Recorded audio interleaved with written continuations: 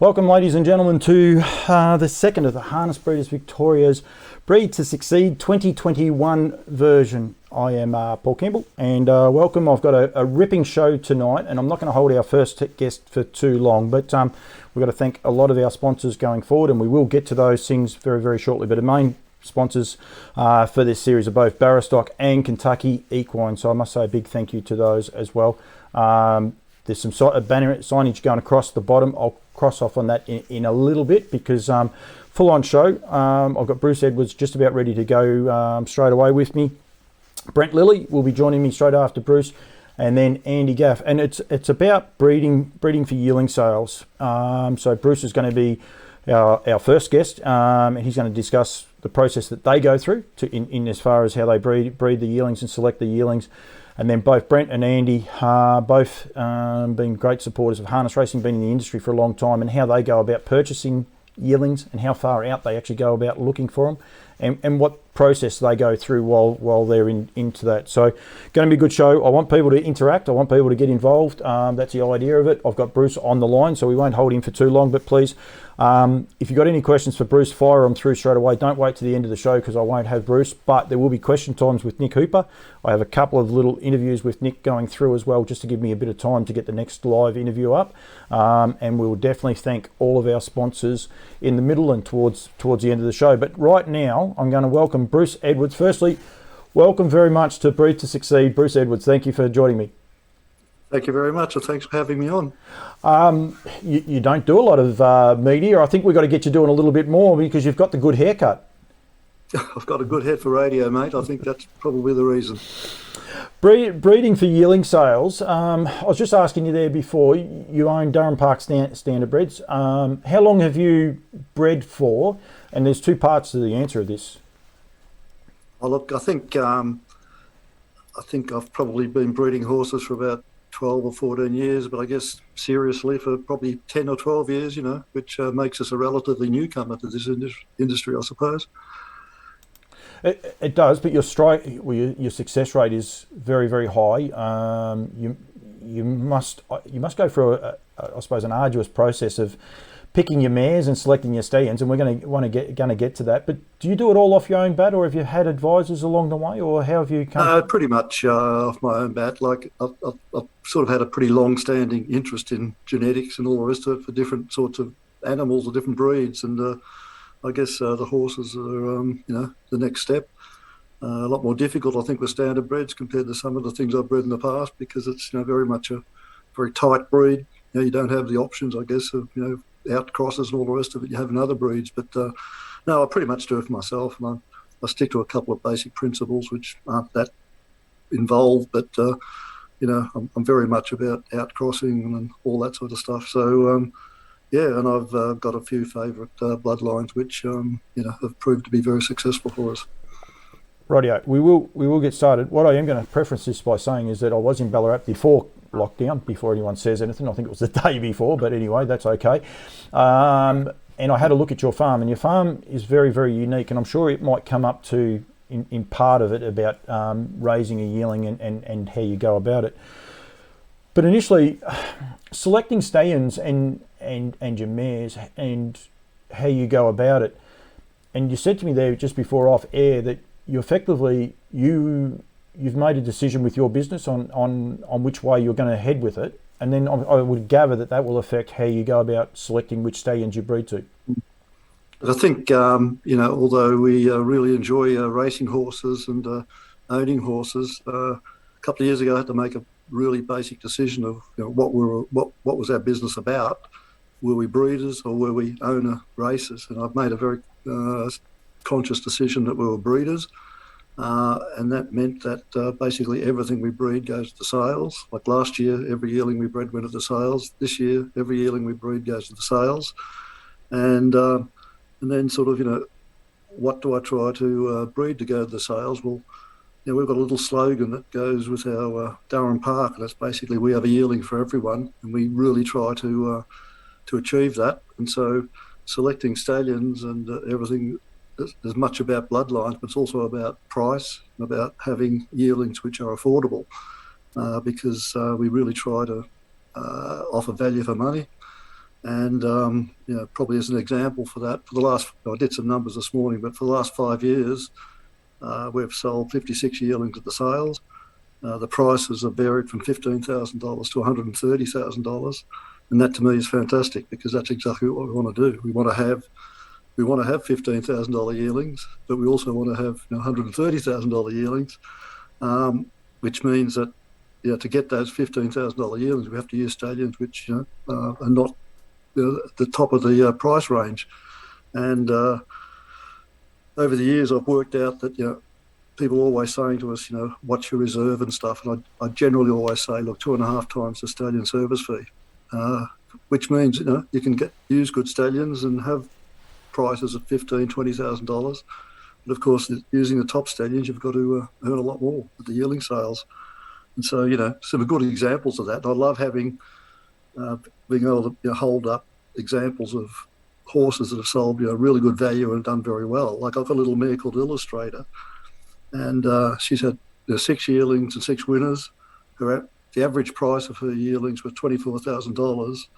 The average winnings of her progeny have been $55,000, and I think that's fantastic.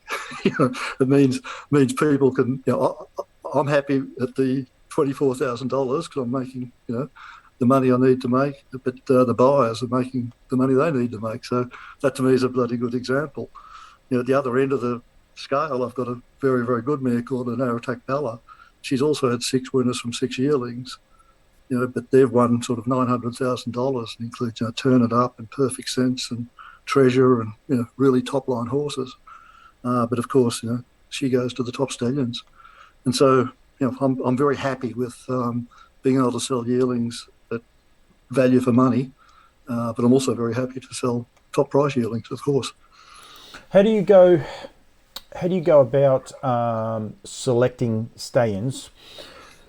In as far as, do you stick with the tried and true model that and you may have favourites, or do you chance your arm on some of the new season sites? Well, again, having said that, we're basically breeders and we breed to sell. I basically have to breed yearlings that people want and are going to be popular. And so clearly, there are popular and successful stallions out there, and I have to use them. I'm generally very, very careful about using new, unproven stallions, because I think I said to you before that 1 day a year, which is the day of the sale, represents 100% of our income, and so I've got to be sure that I'm offering horses that people want, and that means not just the breeding but also the price. And that part's very, very key, as you said there before. The 2 things you said to me: one, you get 1 day a year, but also you breed to sell. So every Absolutely. horse. Now we must preface that too by saying that you might have 20 foals on the ground, and someone says, "Oh yeah, but he kept one behind." There can be injuries and everything else along those lines. But if everything is right with those yearlings, they will be there to be sold, and the likes, won't they? But when I look at things, at the horses we've actually kept and raced, generally, like for instance, I've got a pretty handy colt out there called Act Now. Well, he's out of a mare that never raced. We bred her.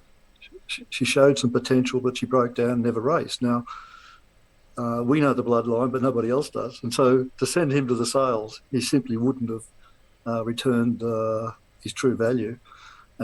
Same with, I had a beautiful mare called Kualoa. Her mother, fantastic bloodlines from the States, but not that great racing performance. And again, nobody in Australia knew the bloodline, so she wouldn't have returned any value at the sale for us. So particularly with the US mares, I have to depend on the progeny doing the job, and that's starting to happen now.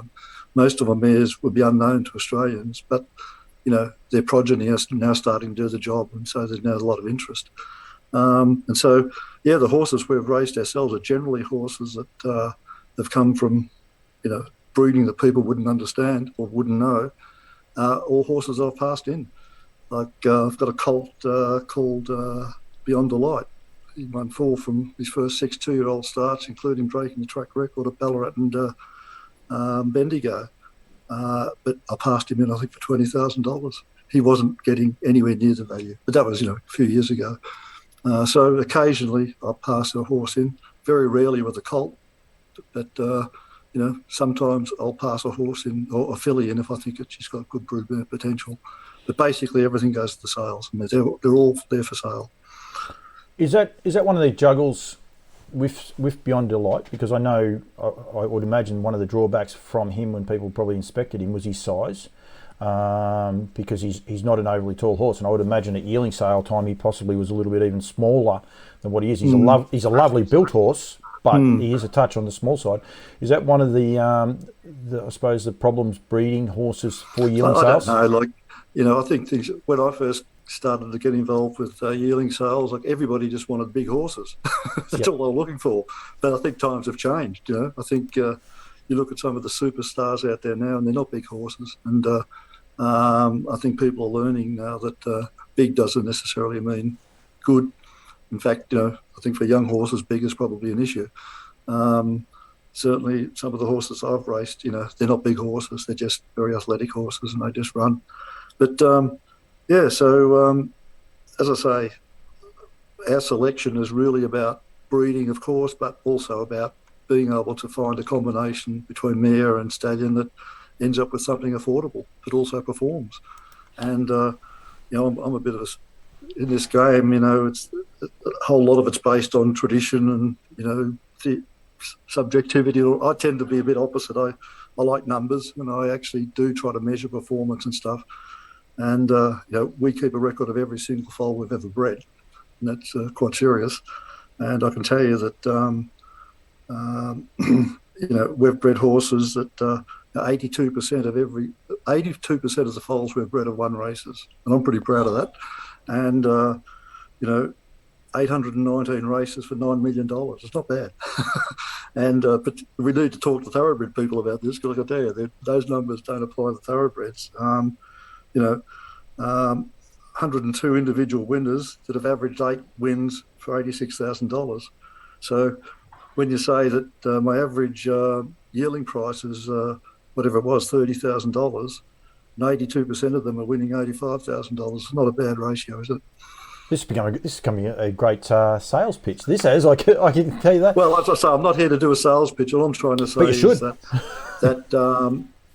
if breeding to me is all about being very objective, measuring. Some things don't work, some mares don't work. Get rid of them. So it's all about the numbers as far as I'm concerned. Yeah. Do you fall in love with them, Bruce? I think sometimes people tend to. Say Act Now.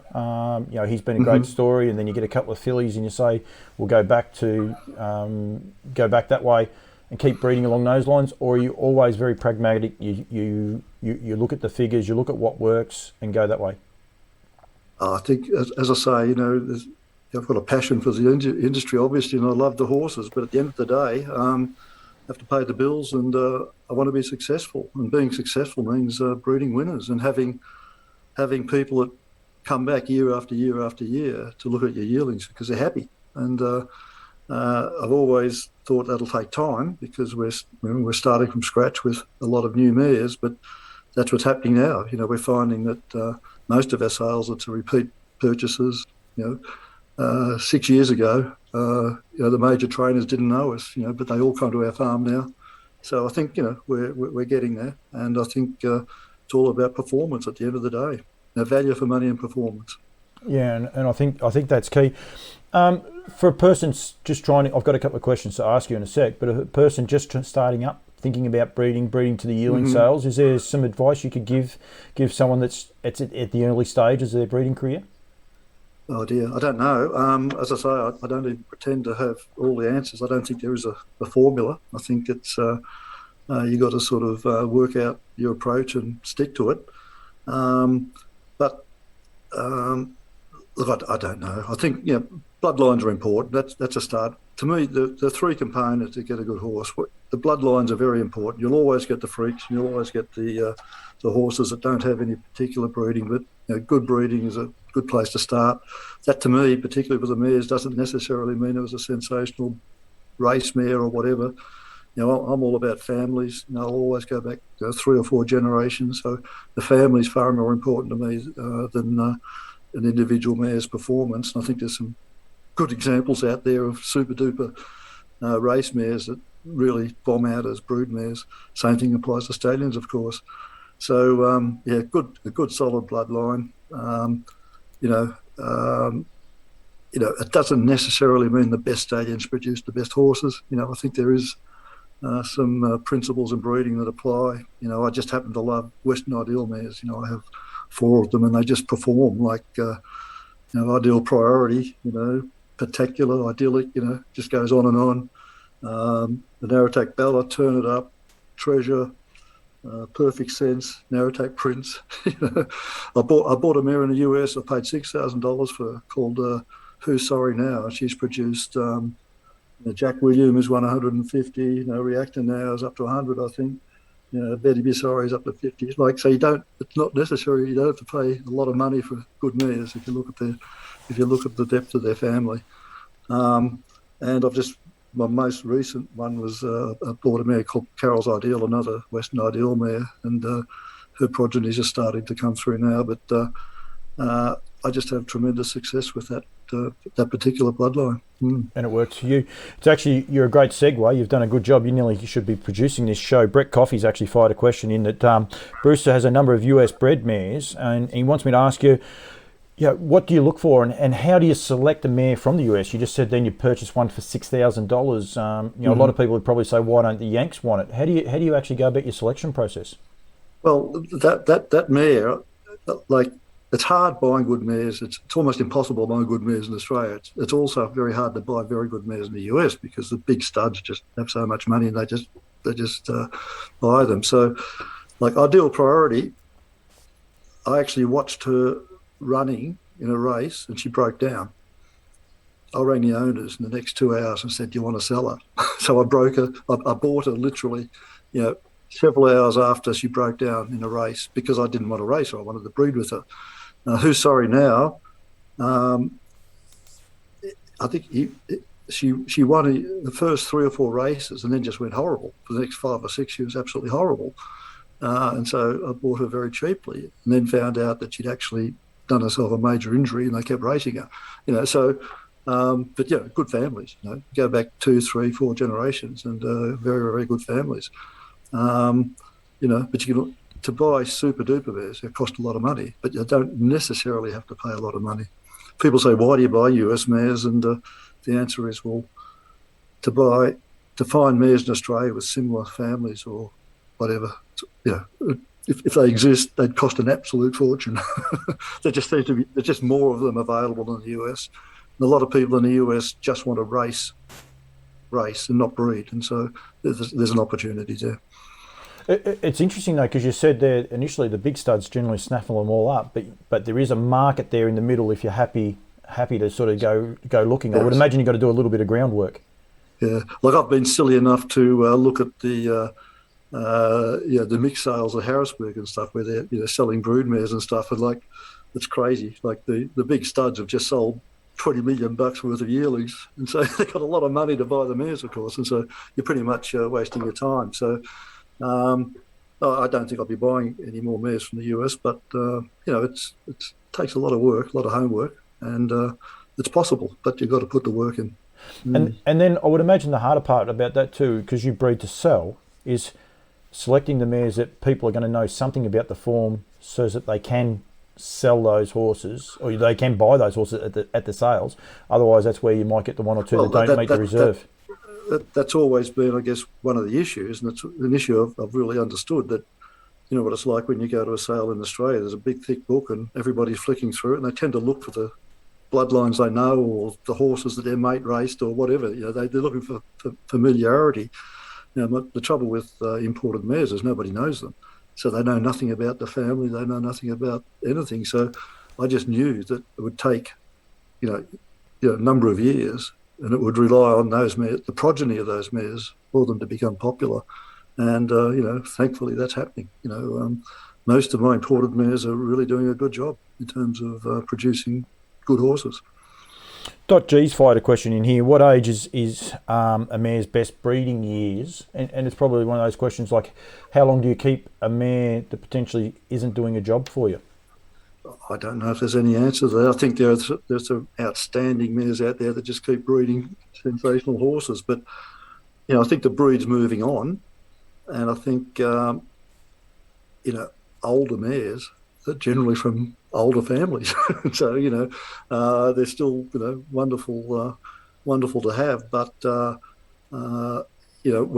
if I'm looking at buying mares in Australia, if they're much older than 4 or 5 years, I'll probably avoid them because, they don't have the productivity left. But more than that, their bloodlines are getting a little bit older. And I think the bloodlines are moving very quickly. And you try to keep up with those bloodlines. You think that's one of the absolutely, and I think you have to. I'm in a good situation now where I've got, the progeny of my original mares coming through. Like Kuala was having her first foal this year. Heaven's Trend's now breeding. So some of the lovely racehorses we've had, second generation now are becoming my brood mares.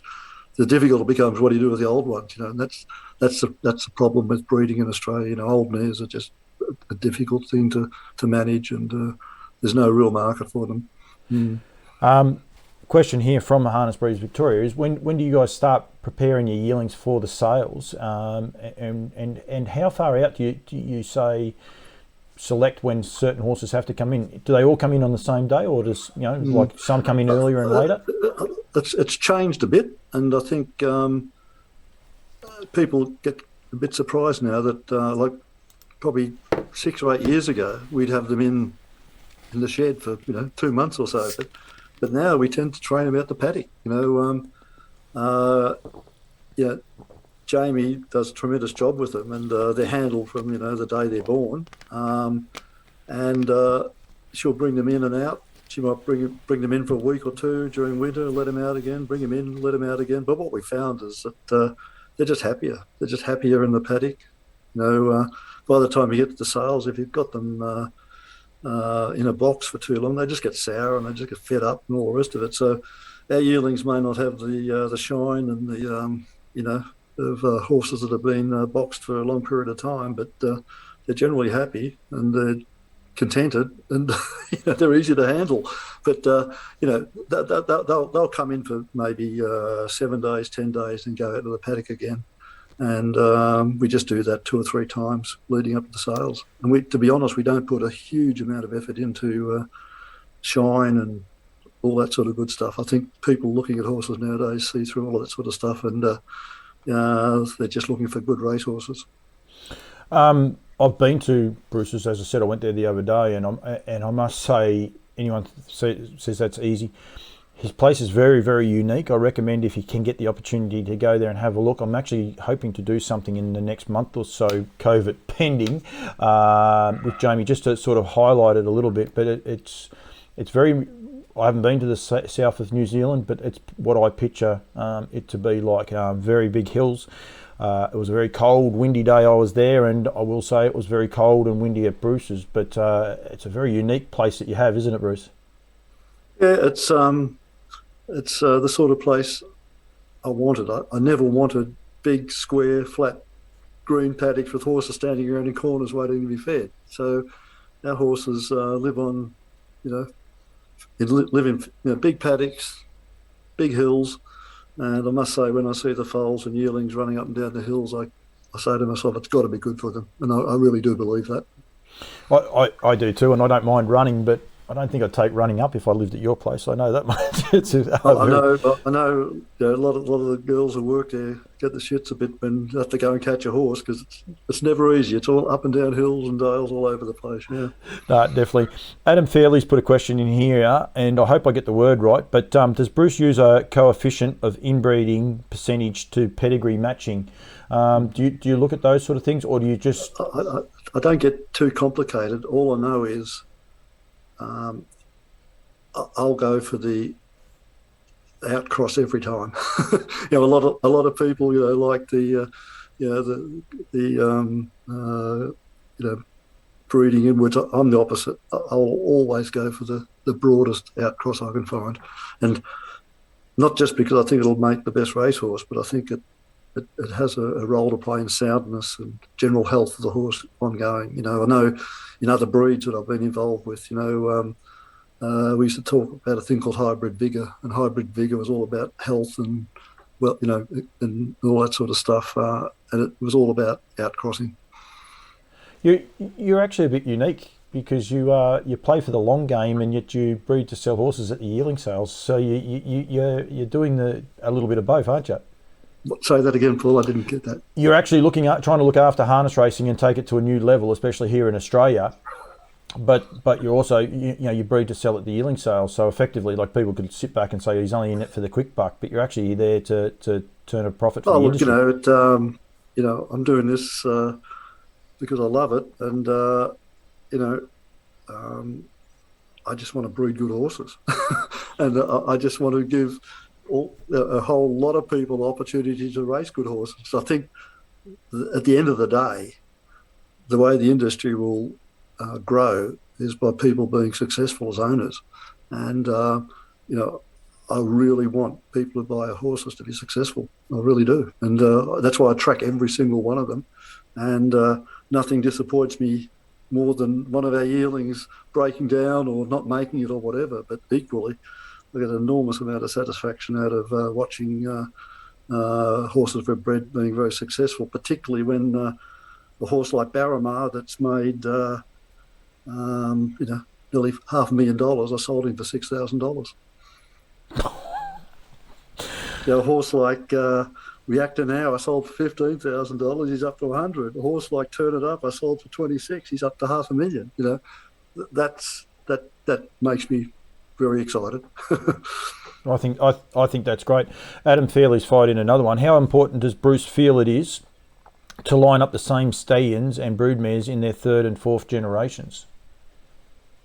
Sorry, Paul, you're going to have to say that again. I'm sorry, mate. How important is it to have the same stallions and broodmares in their third and fourth generations? But I think you actually answered that before. You're not big on the inbreeding. You're more on the outbreeding. I know, and a lot of people are, particularly in the US. You know, they spruik about, you know, the crosses and all the rest of it.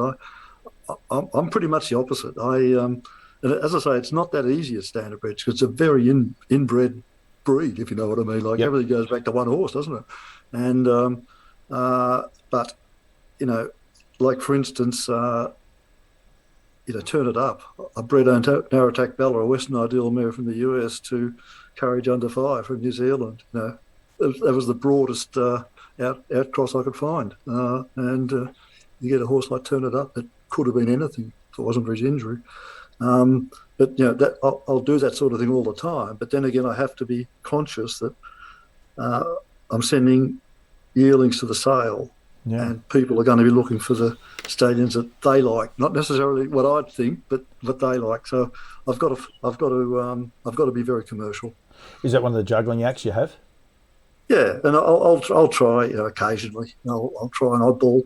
Yeah, for instance, this year, you know, I'm going to use Ride High. You know, I really believe he's got tremendous potential. You know, in terms of not just the horse he is, but his family. His family is sensational, and you know, why not? You've made a couple of people happy. I know that. Brett. Yeah, I shouldn't have said that. I should get permission. Nah, you don't need permission. It's fine. Brett will be happy. Ellen will be happy, and Peter Gleeson will be very happy with you. Yeah. So, but I think they're the key things. Though, like, you know, you've said there before, you like to use the tried ones. You've also openly said there you're going to try a horse that you've probably seen a little bit closer because you're in Ballarat. You also have an association with the Emma Stewart and Clayton Tonkin camp as well. But you also have said there 3 or 4 times you don't fall in love with it. It's a business for you. So there's. Oh yeah, I say that, but you fall in love with your horses, don't you? You know, bloody Coolio used to make me bloody cry. She tried that hard, you know. So you get close to them, and you know, I just can't wait for her first foal. It's due in about 8 weeks' time. Bruce, I will let you go. As I said, I've got Brent Lilley and Andy Gaff still to come, but I do appreciate it. And if people see you either prior to the sales or at the sales, make sure they come up and see you. And all your horses are definitely there for sale, but make sure that you get there. Very, very quickly, what methods would Bruce and Durham Park recommend for promoting a yearling in a lead up to the sales? Say that again, Paul. Promotion. What way would you recommend promoting your yearlings? Oh, look, I think again, what we do, and I don't know if it's right or wrong, but obviously I'd love people to come to farm because I'd like, I think looking at horses on farms is a lot better than looking at them at a sale. But I'll always stick to the numbers. I'll try and promote my yearlings based on performance, and not performance of the family, performance of the stud of our breeding overall. And I think I work very hard at keeping those numbers, and so I'm going to use them as my major tool. And the good news is that they're going up. Each year, the percentages and all are gradually climbing. If I go the other way, I'd get a bit worried, I guess. But I love to say to people, you've got an 82% chance of having a winner. I love that. So you should. I have one more quick one. Great insight, Bruce. This is from Charles Gucci. Have you had any success with trotters or only paces so far? And he's put a question mark. So I think what he wants to know is, have you had any luck with the trotters? And then is there any chance of the trotters going forward? I think it's very, it's hard enough trying to be a decent breeder of paces. But the answer is, I have one trotting mare, who I bought a couple of years ago on a Sunday afternoon, where I was obviously bored and watching the thing on the computer. But no, she's a beautifully bred mare. She trotted extremely well, but she had a heart fibrillation problem, so she's now going to be a brood mare. So I've got one trotting mare, and I've got a pacing bred filly at Emma and Clayton's who trots. They can't make her. They took her out for exercise to canter her, and they couldn't bloody get her to canter. She just kept trotting, and she just trots like a little beauty. And she's a bettor's delight out of a very much a pacing family. So that'll be interesting.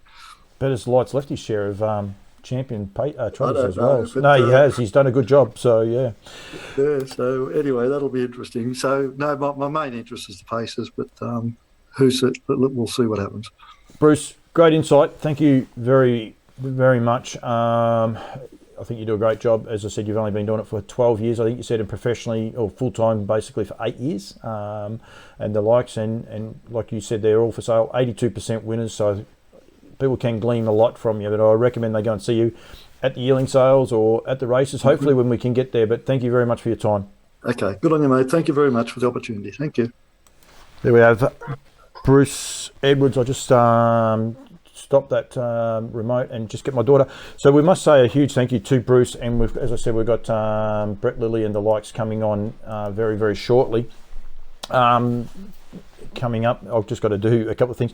What we must do is we must say a big thank you to all the sponsors who have been getting involved in the Breed to Succeed, the open seminars. They will be going for these are the trade fairs, that will be going on the live shows. Woodland Stud, Kentucky Equine, Ranlab, The Trots, Mitavite, Alabar, Mini Tube, Empire Stud, Lower Long Farm, The Barn, International Health, Harness Racing, Victorian Harness Racing Club, High Gain, Barrowstock, and Harass the Trotters. They're all getting behind it. Do not forget that you can still, when we do these live seminars, they are still going ahead. Myself and Nick Hooper in a minute. I'm going to throw to an interview with Nick very quickly on the 16th of August at Shepparton and the 23rd of August at Ballarat. At the minute, they are still going ahead. Myself and Nick will allude to in this very quick interview. Actually, it's not this one. It'll be the second interview. How you go about it. But please, the numbers going across the screen there, 58522 845 or admin@northernriversequine.com.au. Register for these online, they're not online, these live shows. We want people to be able to turn up to those. If you register, you are kept up to date with what's going on with all of these shows as they go ahead. I'm actually going to throw to this interview. Give myself 2 seconds to compose myself, and I will be coming back with Brent Lilley very, very shortly. But right now I'll throw up to the interview with Nick Hooper. Rightio, Breed to Succeed. Everyone is now panicking. Nick Hooper joins me. Welcome, Nick. How are you, mate? You well? I'm very, very well. Everyone's looking at the run sheet and there's no Nick Hooper on here. People will be thinking, here goes an hour of you and I bantering on for a long period of time. But well, we're in lockdown, so they need something to do. So listening to you and I will be fine. And if they're watching this on repeat about 10 o'clock tonight, it'll put them to sleep. in all honesty, I need a space filler because I've just interviewed Bruce. Is that what I am? Yep, I've just interviewed Bruce Edwards. I've got Brent Lilley coming up very shortly, and we've got Andy Gaff a little bit later on as well. So I just needed a little bit of time to kill. Hambletonian Day today, mate, in North America at the Meadowlands. Sensational day to be able to watch on Facebook. But breeding is cool. Well said by 1B Coffee. It's a great tag. And Captain Corey, not only is he a brilliant trotter, he's a brilliant breeding story, isn't he? He is. I mean, as we know, down here in the Southern Hemisphere, combining a bit of pacing and trotting blood is not been uncommon. And there's been plenty of good trotters, especially, that have had a bit of pacing blood in them. But Northern Hemisphere, very rare, and Captain Corey is one of those rare examples. He is. You've got his breeding there. Having a pacing breed in that breed is not sort of uncommon, and as you said, we've done it here in Australia for a long time, and they've done it in America. But this horse actually stands now in Sweden, and that is very strange, isn't it? Well, that's right, and the strange part is his name. Captain Corey's sire is a horse named Goo Goo Gaga, who was very successful on the track, stood at Southwind Farms, and now stands in Sweden. And Captain Corey is waving the flag for him amongst other of his progeny. But yeah, Goo Goo Gaga, trotting bred on the female side, but pacing bred through his sire, Cam's Rocket, who's the son of Cam's Card Shark, and of course comes from the Cam Fell Asylum. And it is cool. I think the flip side of this, what makes it even better, is that this all trotting nation of Sweden, pretty much Europe, they've embraced this horse, and they've embraced him pretty well as well. That's right. One thing I read this morning after I was, caught by his pedigree did a little bit of research, and they see him as an outcross, which is interesting. I suspect that in France they wouldn't have a bar of him, of course, but Sweden obviously, well, they've been more liberal than other nations for years, Paul, on many areas, and obviously when it comes to breeding, they're still a liberal group, our friends in Sweden.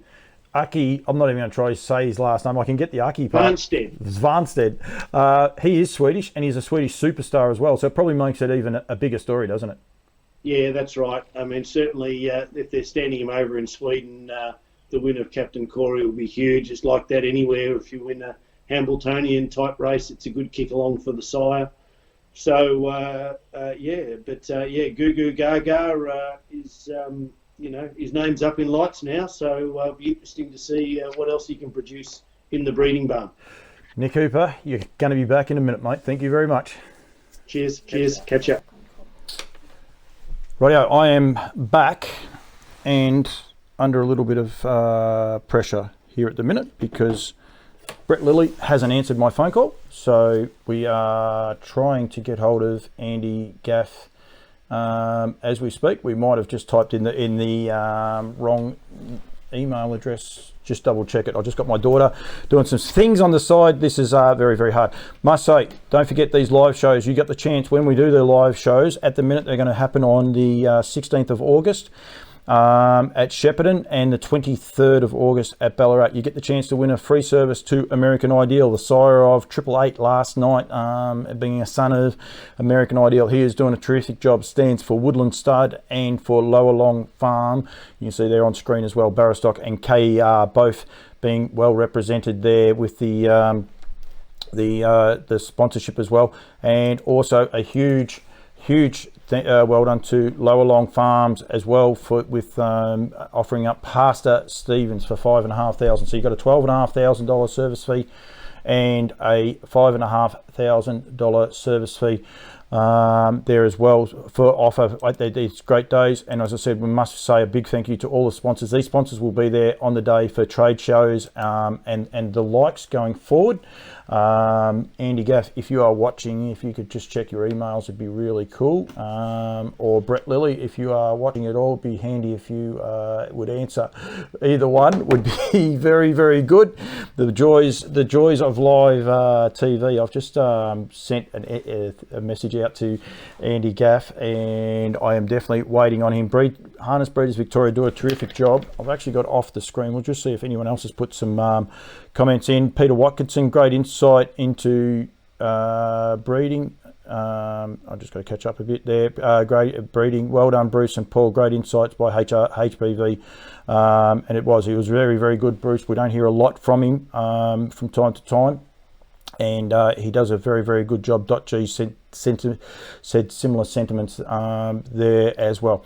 Luckily, I did 2 interviews here with the president. So what I'm going to do is actually throw the second one up, which is a little bit more serious, and I'm going to try and get hold of one of these other 2 gentlemen.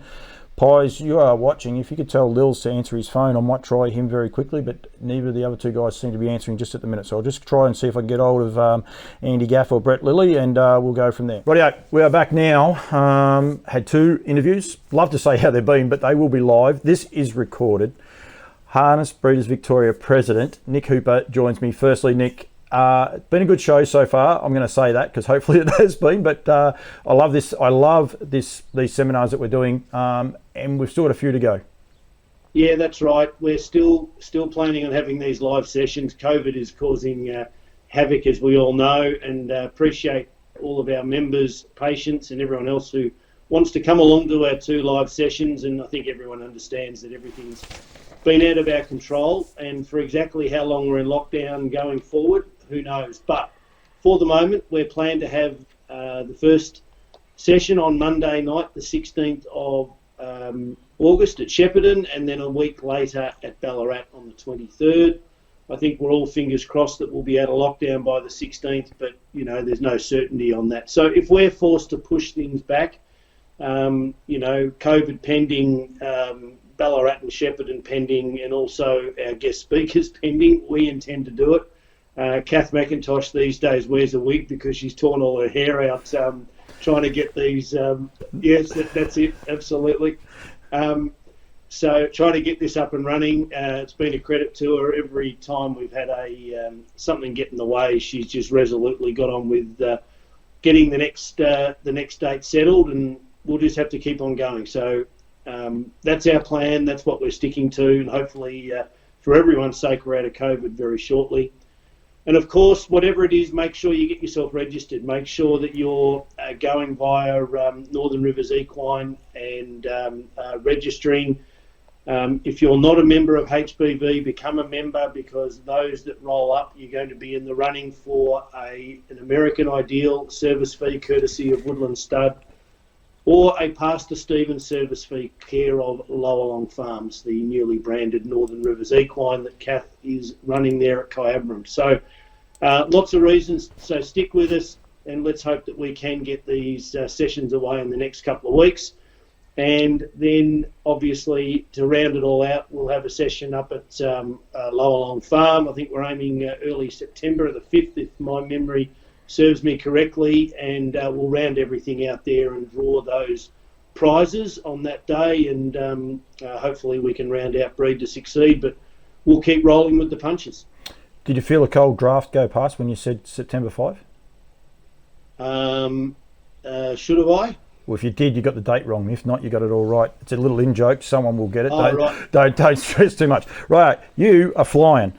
Nick said there the August the 16th and the 23rd of August at Shepparton and Ballarat, respectively. They are both Monday nights. One thing I want to emphasise for people that may be thinking, oh, that'd be a great way to spend a Sunday night, be aware it is a Monday night, so that is key, and those dates can be moved back, talking to CAF today. To register, go to admin or email admin@nrequine.com.au. That is NREQUINE.com.au, and you'll get regular updates from Pat. Pat has been ringing people, telling people where they're up to and all the rest. So if you don't want to miss anything, that is the best way to do it. Become a HBV member, make the organisation more powerful, doing great things. They should be really proud of what they're doing. if you don't have email, can't do email, 58522845. Not on this screen, but I have got them scrolling across one of the other screens that I've got up already, Nick, as well. So, so those parts are key. We want to be able to make sure people can get there. They're designed around the days. We've also got a heap of sponsors that are going to be involved on the night. I have actually got the sponsors picked. You actually even threw all the photos up. You threw me right out of whack because I was like, I ain't even ready for the prizes and everything. But we got to say a big thank you to all the sponsors. I'll go through them a couple of times on the show as well. But we also got to say a huge thank you to those. Nick, I'm going to say thank you to you. You've been a great space filler, the best space filler I think I've ever had, which is great. But depending on how many questions we get and the likes, I might get you in on the line just as a phone hookup afterwards if we get questions, especially a couple of curly ones that we might be able to get answers to. But if people are watching this on the record, like you said earlier, HBV pride themselves on returning basically the messages. So if someone has a question out there, if they don't get it on the live show, we'll get back to them. But if they do get it in before I finish, I'm going with Andy Gaff in a second. You'll be only too happy to jump on the phone and help me out. That's it. I'll be watching in as well. So if I can answer them live as well, I'll send through an answer on the comment section via Campbell's comments on Facebook. So we'll certainly be doing that. El Presidente, thank you very much. Cheers, mate. Looking forward to it. Catch you soon. Right, we are back here, Breed to Succeed, and we have gone to Plan B. Brent Lilley joins me on the phone. Lils, welcome to Breed to Succeed, mate. Thanks, Paul. Good to be there. Modern technology. Not sure exactly what happened. We were going to have you on the screen and all the rest. We're trying to raise awareness, I suppose, and help people about how they go about the selection process of yearlings and breeding a yearling for the sales, and how different trainers, I suppose, approach it. And yourself and Andy have been kind enough to come on and go about it. I suppose the first question I need to ask you, like, how much time do you devote to selecting yearlings for yearling sales, Lil? Well, I guess, once the catalogue comes out, a lot of nights are spent sort of flicking through and turning a few pages and things, and then, by the time, we've sort of got a little bit of a short list, or then we might go out and have a look around a few farms and things at them, and then come sale day, if there was 20 on the list to start off with, we might be down to 5 or something like that. But then not to say that you're at the sales and something walks past that you didn't have on the list, and jeepers, what's that one? So there's a lot of hours sort of go into into the study and things beforehand, but not to say that you go to the sales with hopes of bringing something home, and there's something that wasn't on the list that ends up on the float. Yeah. You get your list down a little bit once you see the catalogue, and you start it that way. How do you even, like a person like yourself and Andy, hopefully we can get Andy on as well. We're having trouble getting hold of Andy as well, but you pick paces and trotters. You're both major paces and trotting stables.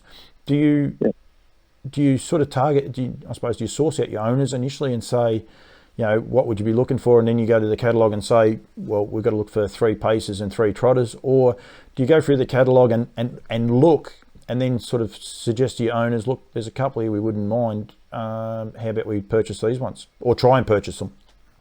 Yeah. Look, I'm lucky with Jim Connolly, the Kai Valley Jim, and now with Duncan McPherson, we bought a couple last year. So they've sort of do as much study of the book as I do, I guess, and they have their short list and I have mine, and we sort of nut it out together, and then look at the individual, and lucky with people like them, you can have a decent crack to get the ones you want, not the ones that are left behind, sort of thing. I'm fortunate enough. I get to travel around a little bit, and I talk to a few people. I think it was late this year. Sorry, that's the wrong way around. early this year, just after sales. You were actually looking at weanlings in a paddock. What process do you go through when you look at weanlings in a paddock? I think you had Jim and Duncan on that occasion, and it was actually at Pat Driscoll's, and you were walking around looking for them. Do you look at one and you say, well, I want to come back and look at that, or do you just look at one and go, wow, and that's the one you want to look for? Well, yeah, pretty much. They can change a lot, in the time when they're being weaned to the time they're at the yearling sales, but you can sometimes, if there's a paddock of 20 or 30 there, you can, you can say, well, geez, that one's a standout compared to the others or something like that. But it's a little bit hard, and they're so young because, a lot of things can change in a 6-month period, yeah. But, If there's one there that you like, and then he is a bit of a standout or she's a bit of a standout, and then you go back as a yearling, and they may not just have that polish on them for some reason. Does that change the way you think about them? Like, do you say, oh, my first impressions were what I really like, so I'm going to stick with it, or do you say, oh, I'm not as keen now, I think I'll forget about that one? Yeah, sometimes, and yeah, the other times you might, oh, that one was a little bit plain, but geez, it's grown into itself or things. So yeah, I mean, it's, a lot of the time we go and look at the weanlings and hoping to probably buy one at that stage and take the risk on them, rather and maybe get them a little bit cheaper than you would if they go through their sales prep and things like that. So that's the main reason why we'll look at wet weanlings in the paddock, or a lot of time too, maybe first season stallions, tactical landings and things like that. Have a look at his ones on the ground, and then see what you got to look forward to. Yeah. So first season sires, you like to get out and have a look at them early and see what they look like, and then go back probably and check their pedigrees and those things out. Yeah, a lot of the time, yeah. Yep. Yeah, and that's key. A couple of questions I've got happening here from Harness Breeders Victoria. How important is it for a horse to be eligible for Vic bred when you purchase them or consider purchasing them? Sorry. Oh, pretty important when obviously we buy a few in New Zealand sales as well, but it's a $20,000 bonus buying them at the sales here, because you haven't got your airfare, your import fee, and of course your Vic bred bonus thing. So it's a big positive to be Vic bred for sure. And that probably influences you, I suppose, if you've got someone wants to sell in New Zealand, or you got the yearling sales, you probably hang around for the yearling sales because there's a bigger chance of that payday. G's written a quite an interesting question here, and I'm going to be curious on your answer. I would imagine you like to see foals moving and to see the potential. Just a little bit further on that. Well, actually, just answer that one. Do you like watching foals and that run around in a paddock, you weanlings? Yeah, I do.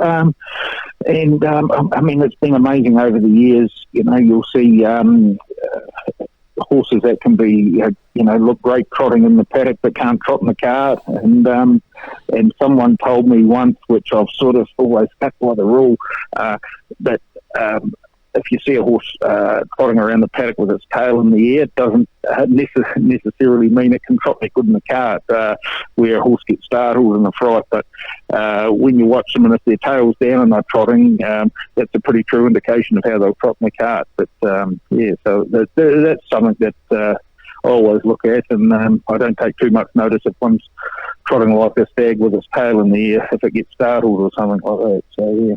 Yeah, so it's quite interesting because Captain Corey, who won the Hamilton, he has his tail right up in Nakey's face today. Yeah. Well, he looks as good a gated trotter in the cart as you'd ever see, and with no shoes on and things winning the Hamiltonian. So yeah, he's from the trotting, and we'll say on the trotting because you've had huge success with him. He has an unusual action. Would that action sway you off? Like, it's a lovely action, but would it sway you off purchasing a horse, or would you have to have a good look at it when you saw it trot like the way he does? No, well, he looked magic. I thought he hardly was touching the ground. Yeah, so no, if you saw one trotting around the paddock like he did, whether the tail was in the air or not, yeah, you'd have to like him for sure. Yeah. So the next part of it, and you know, we're trying to breeding for yearling sales and understanding yearling sales and how people promote them and the likes. Some people like running them up, having the trotting videos where they're running up. Some people lunge them. Some people, you know, will put them on the back of a jogger and that. Do you put a lot of emphasis into those things, Brent, when you're purchasing a trotter, especially? Not a great deal. No, I mean, one thing I struggle to buy is that a trotter that's a wee bit pigeon-toed. 9 times out of 10, you'll have trouble with them hitting in behind. Where I certainly, if they stand straight or even stand out a bit, it doesn't worry me buying a trotter that sort of stands out a bit. Where a pacer that stands out a bit, you'd be thinking, oh, well, geez, it's going to clobber a knee or something. So, but no, look, we'll walk them up and might get, one trotted up or something. But yeah, I mean, we've had a lot that especially trotters that, when they're walking, you'll say, jeepers, it's going to wallop a knee, and you get into the races and they won't wear a knee boot. So yeah, I mean, things can change, just because, maybe they walk or jog and swing one, once they're up and going, it doesn't seem to be so much of an issue with a trotter, yeah. Is there an idiosyncrasy that Brent Lilley has when he's at the sales, or even, probably going through a catalogue? Is there something that sort of perhaps grabs your attention and you like, if a certain way people might walk them up, or a horse does something? Do you fall for those tricks, or do you try and make it as a business? No, not really. There's no, as you know, in this game, there's no rules and no rhyme or reason. But no, there's no, we have our list and we'll have a look at them and get them out of the box and have them walk up and down, and we can only see what's on the outside and how they stand. But obviously, that's only a part of it. There's plenty on the inside, brain and the ticker that probably means more than anything. So we can only sort of look at what we look for and keep the fingers crossed that the rest there. Yeah. Adam Fairley, he's enjoying the show. He's been finding a few questions in, and I encourage other people to as well. But he's written here, when you are selecting a yearling, what is your weight on pedigree? So I suppose, how much do you push on pedigree over confirmation? And then he actually went on to say, do the videos put together by vendors play a role in your selection? Which is, it's a little bit further on than what I did.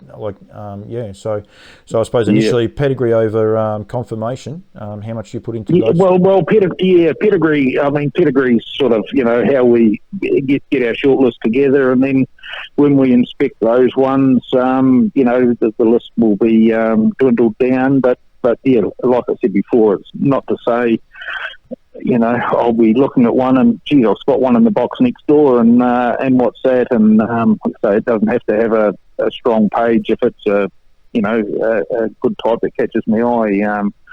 We've done that plenty of times over the years. Gone there with thinking, would like this one and like this one, and bring something home for 15,000 that wasn't on the certainly wasn't on the radar, but yeah. So on that, the ones that aren't on the radar, like, what sort of success rate do you get with those?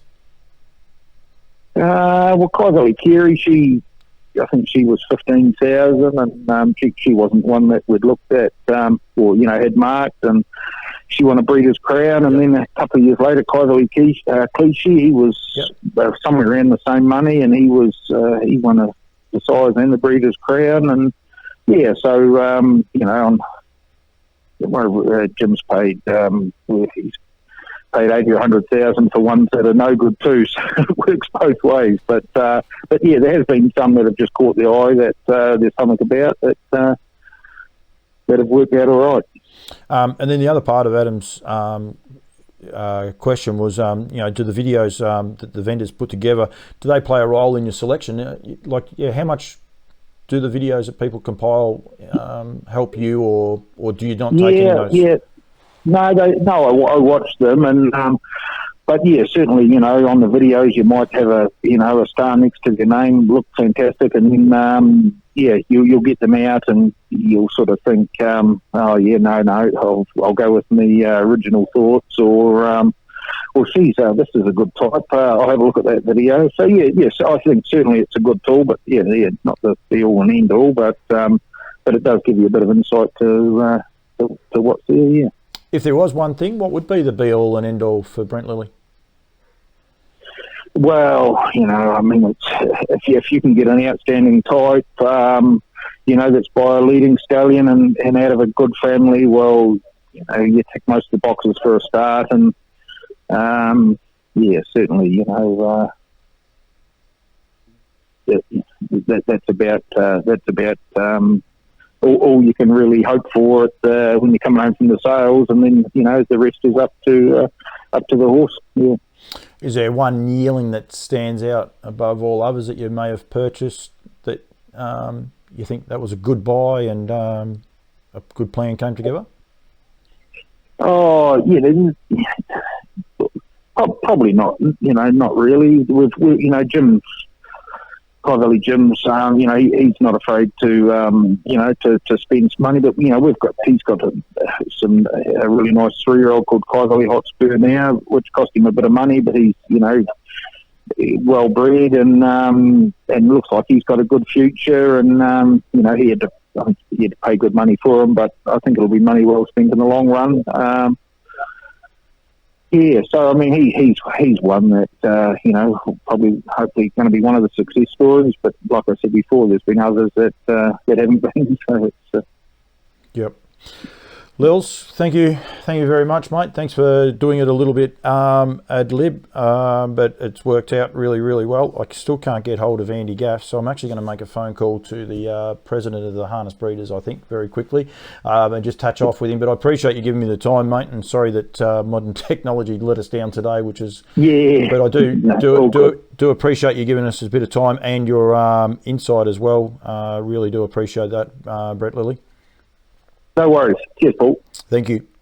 That was Brent Lilley there, and I'll just very quickly try and get hold of the president, Mr. Nick Hooper, to come and give me a hand. Unfortunately, Andy Gaff is not available. I've been trying to get hold of him, but he's not answering his phone or sending text messages, so which is a little bit unfortunate. But I have definitely sent him an invite for the Zoom meeting, but I just can't get him on, and I have the president on the phone. Nick, firstly, thank you for joining me at short notice. That's all right. All good. Modern technology, I just can't get hold of Andy, but it's a very important process, purchasing yearlings at a yearling sale. We do a lot of promoting around selling them, I suppose, and like selling the sales and also selling, the yearlings at these sales, but the process that some of these bigger stables go through is key, and I'll try and catch up with Andy at a later date just to have a little bit of a chat to him. Yeah, well, I think that's right, Paul. I think anyone who goes down the path of breeding to sell wants to get some form of understanding as to what their buyers are after, and whether that's stallion, mare, type, all of those sort of things become really important. And it's obviously fashions change and sires come in and out of favour as time goes on, and you make your decisions, 2 to 3 years out from when you're actually selling the progeny. But some of these tips that we're getting from Bruce and Brent are absolutely priceless for our breeders to help them make their decisions. And it's the unique part about this show. They're very different spectrums, I suppose. Like one's one of the leading breeders. 82% make a lot of people jealous, I reckon.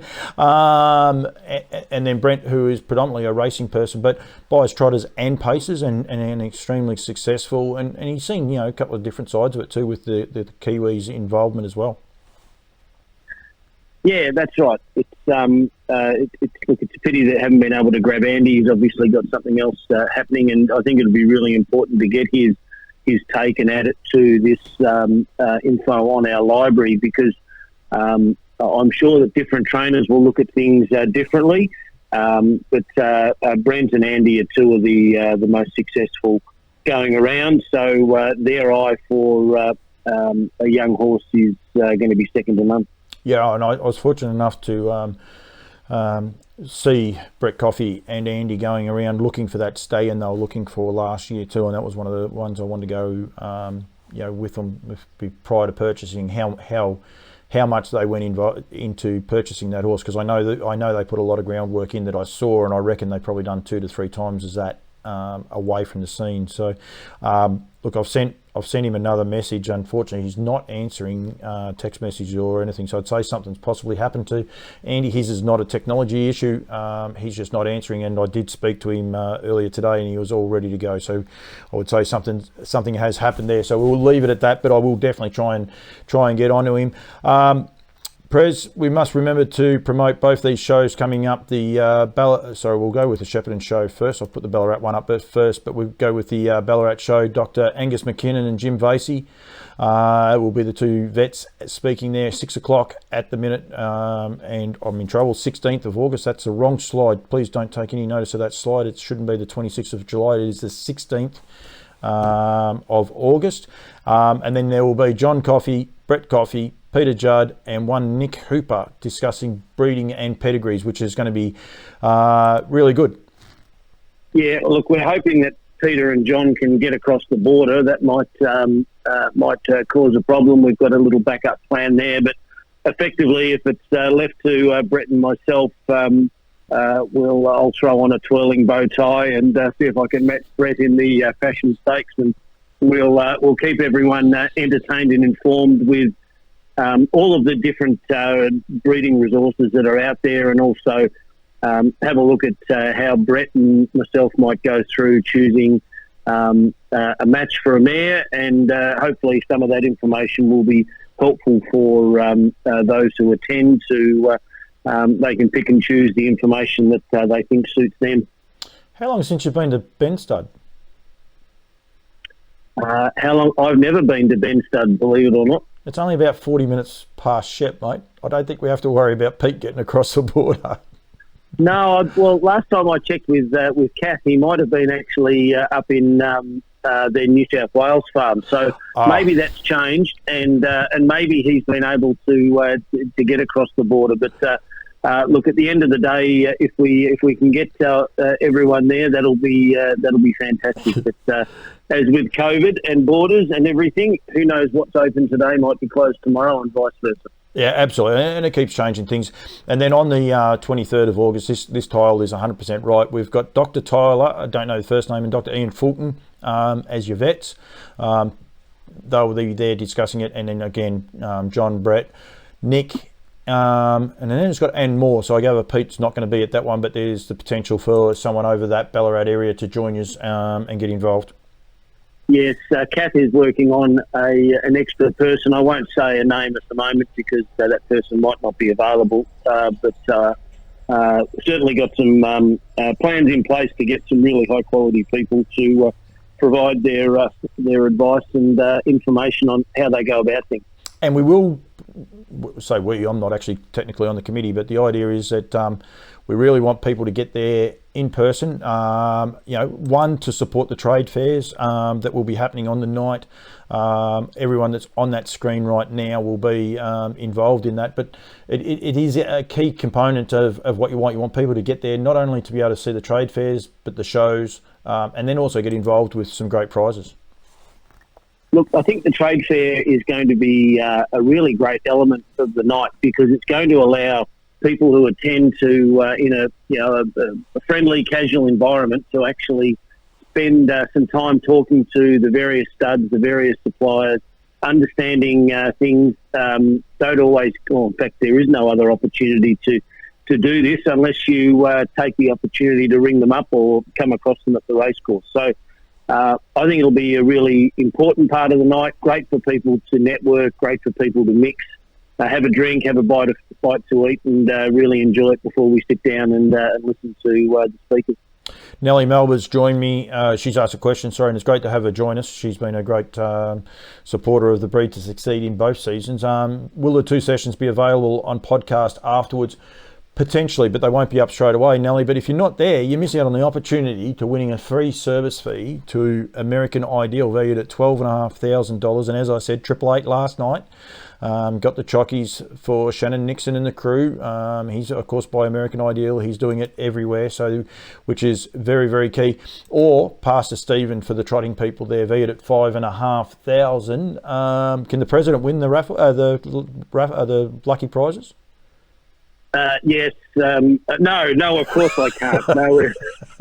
No, of course I can't. No, I'll be definitely disqualified, and we look forward to drawing them. I'll be doing my best barrel boy impersonation, hopefully at our last Breed to Succeed session early September, and we'll draw out a couple of names and get a couple of lucky winners. So they definitely won't be me, it won't be you, and it won't be Kath. We can guarantee you that.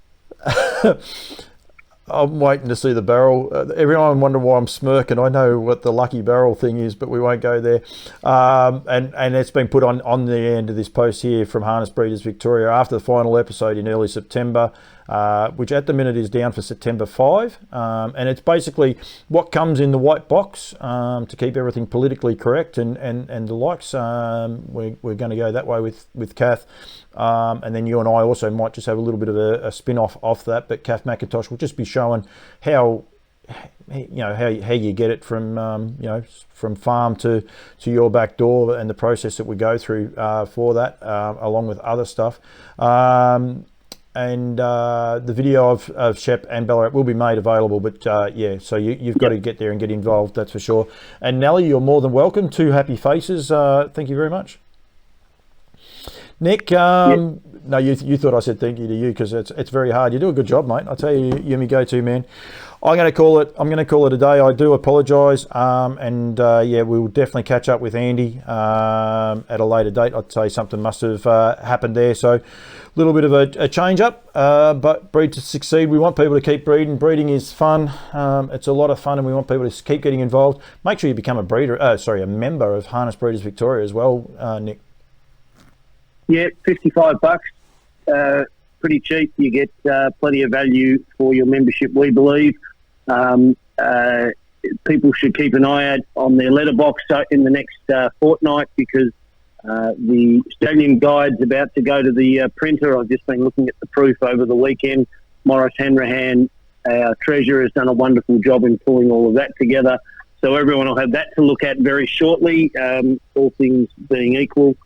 And lots of good things to look forward to. It's a bumper edition. It's absolutely massive this year. So something there for everyone. I think the strength, Nick, off this too, we've had the Kiwis watching, which is really, really good. Katie Price and the likes, Adam Fairley, I'm pretty sure is a Kiwi, getting involved. So we're getting a great range of people.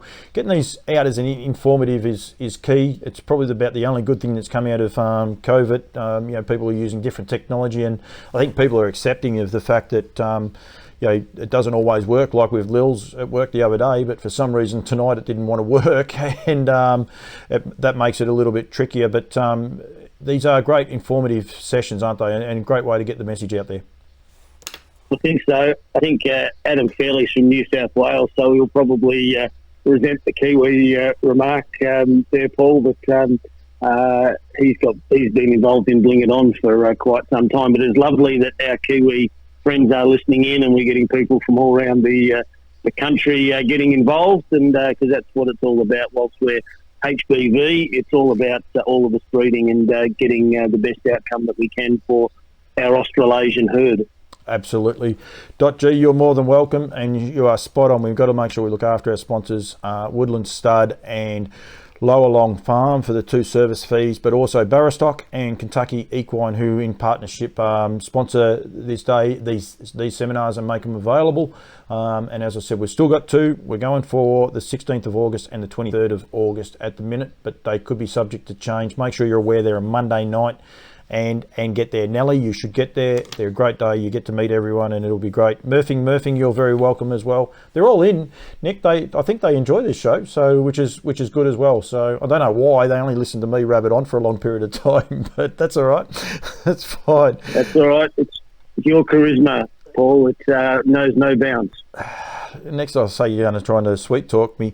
Tim O'Connor just joined in. He's a bit late to the party, but that's okay. Welcome, Tim. You're more than welcome as well. Nick, thank you very much. This has been Breed to Succeed 2021. This is episode 2, effectively, but we will hopefully be doing a couple more of these going forward. Nick, thank you very much, mate. Thanks, Paul. Well done.